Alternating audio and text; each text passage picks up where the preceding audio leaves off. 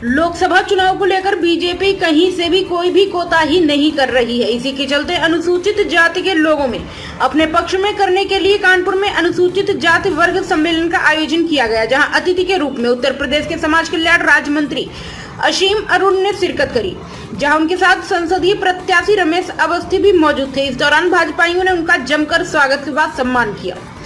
Media से बातचीत करते हुए असीम अरुण ने कहा कि आम जनमानस को अपने मत का प्रयोग जरूर करना चाहिए। विपक्षियों के लिए उन्होंने कहा कि इंडिया गठबंधन हो या कोई भी अन्य पार्टी, वो केवल झूठ बोलने का काम करती आई है, जो कि कह रही है कि बीजेपी संविधान को बदल देगी, जबकि बीजेपी के पास 2014 से वो पूरा बहुमत है, जिससे कि संविधान की किसी भी संशोधन की आवश्यकता है।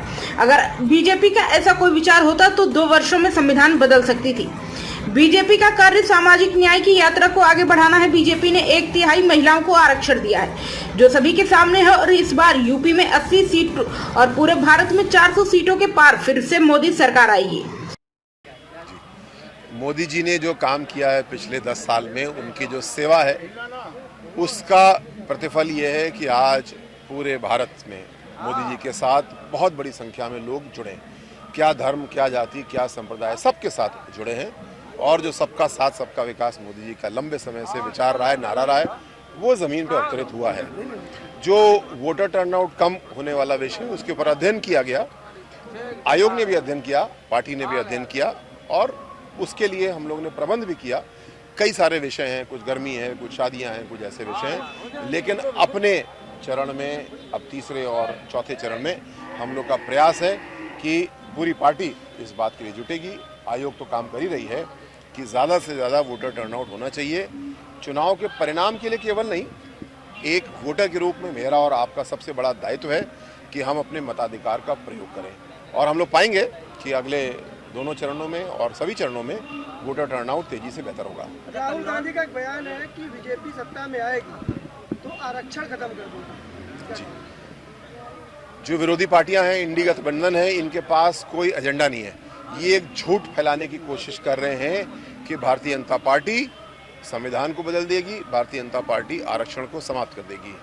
भारतीय जनता पार्टी के पास, एनडीए के पास 2014 से वो पूरा बहुमत है, जिससे कि संविधान की किसी भी संशोधन की आवश्यकता है।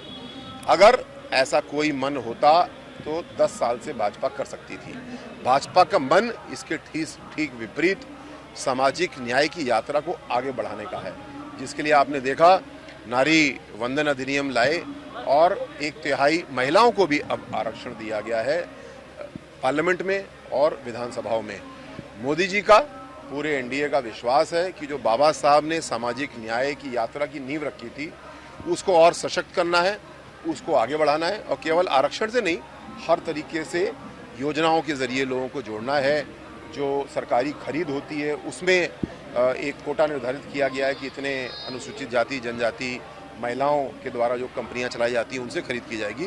तो आरक्षण तो लागू है और हमेशा रहेगा, बल्कि इससे आगे बढ़ के सामाजिक न्याय की भागीदारी कैसे हो, इसके लिए भी मोदी जी ने काम किया है। ये एक ढकोसला है राहुल जी का, अखिलेश जी का, जो सबके सामने आ चुका है। लोग इसको नकार चुके हैं और पूरा देश इसको स्वीकार रहा है। एक बहुत बड़ी जीत यूपी में 80 में 80 और 80 में 80 का 400 पार में बहुत बड़ा योगदान होगा। इस दिशा में काम हो रहा है। अच्छा, कन्नौज में अखिलेश यादव आ गए हैं, क्या मानते हैं, कितना मुकाबला है? कन्नौज में हम लोग लाखों की जीत की ओर पहले से थे, केवल समीकरण की वजह से। अखिलेश जी को हम लोग बार बार आमंत्रित कर रहे थे, आकर के देखें ज़मीन कैसी है।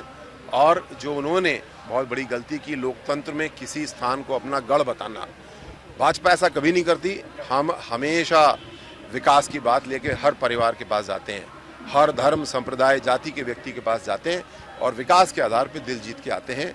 इस आधार पे भाजपा, सुब्रत पाठक जी कन्नौज में पहले से बहुत आगे थे। अखिलेश जी के आने से ये फ़ायदा ज़रूर है कि हमारे कार्यकर्ता में और अब जोश है और बड़ी जीत की ओर हम लोग अग्रसर हैं। प्राइम संदेश न्यूज से शकील अहमद की विशेष रिपोर्ट।